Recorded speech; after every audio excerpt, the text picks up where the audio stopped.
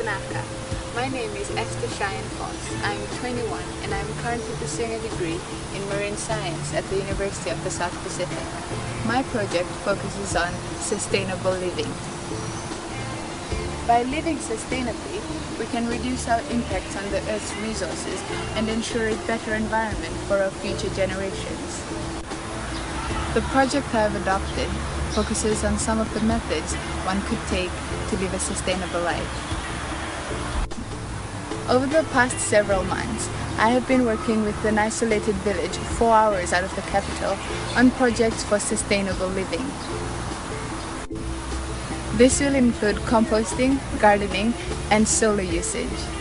In addition, this video will show simple lifestyle changes that one can make to live more sustainably in an urban setting.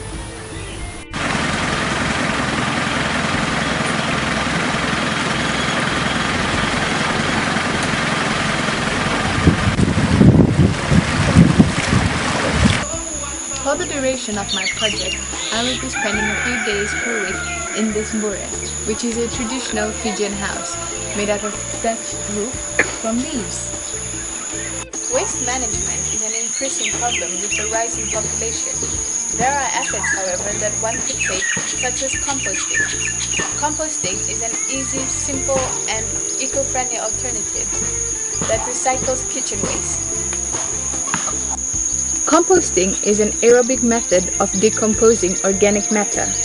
It can be done at a household level, such as this. This is a village compost. The bamboo prevents animals such as dogs and chickens from getting in, but also allows adequate airflow.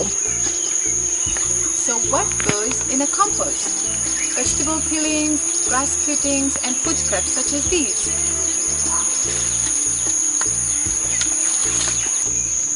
Another important factor for compost is the moisture content, hence plastic coverings such as these.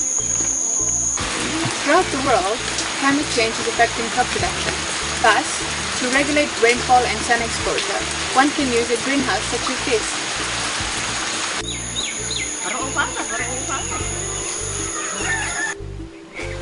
For a lot of people in these villages, farming is their main source of income. Traditionally, root crops such as cassava and taro are planted. In addition, some villages with more advanced farming techniques plant cash crops, vegetables such as capsicum, also known as bell peppers, and eggplants or tomatoes. Unfortunately, majority of these farmers use chemical fertilizers such as urea and NPK. Urea is known to cause kidney damage in humans.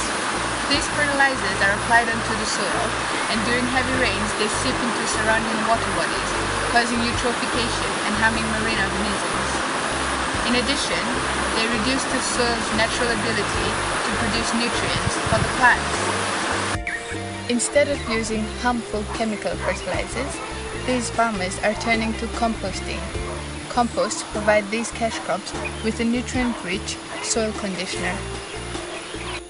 My main focus in working with these villages is to promote sustainable living by illustrating the uses of a compost and distributing seeds for cash crops such as these.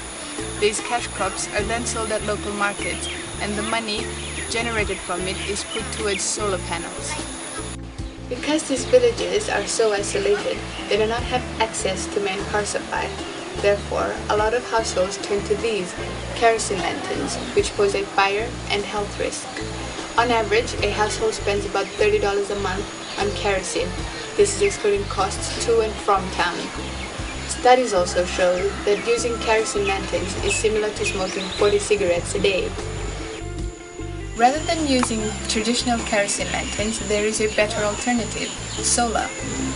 Simple solar kits comprise of a solar panel, which is left out during the day, absorbs sunlight, and then charges a DC battery. At night, these DC batteries are taken in and connected to LED lights.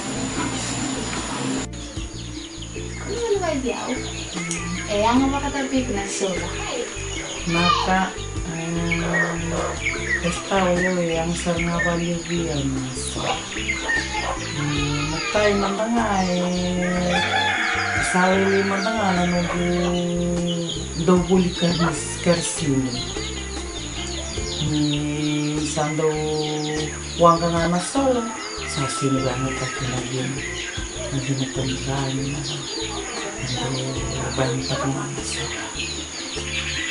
Ikaw, dito ba na magtubali ng korong-korong dito ba takto na siya? Ito nga na nung ratuya wa dili, may lumaniw, o Rubeni, at kikito, ito nga ay Absalom ito nga naroon, kay Gerald. Tignan na madabrinda kami, kalikilan, hindi mo ba takto siya? Sila kay kinamisabi na katamira nga tagmira sa parang tagkira na sa sandal doon may kimalirabolya na nandra bateri kina nandra solar kami doon dito wata na nandra wa naka esta. Even though most people in cities have access to main power supply, one can still opt to use simple solar kits such as these. Solar is an eco-friendly alternative that helps you reduce your electricity bill.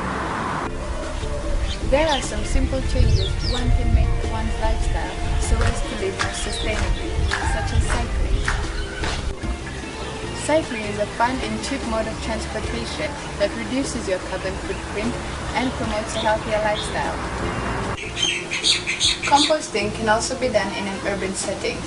This is an example of a household compost, which I use to collect kitchen scraps that are then used in my garden. In the cities, land area is limited and people have jobs, but one can still plant vegetable gardens on a small-scale basis to feed their families.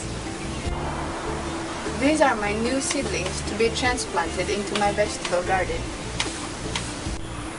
Sustainable living is not a new concept. It simply involves making lifestyle changes that ensure the well-being of our environment for the future generations. This video gives a brief summary of my projects in the villages and the lifestyle changes I have made to live more sustainably. But my project does not stop here. I believe there is a lot more we can do for the environment, and I will continue to educate, advocate, and practice these concepts. Vinaka Vakalevo.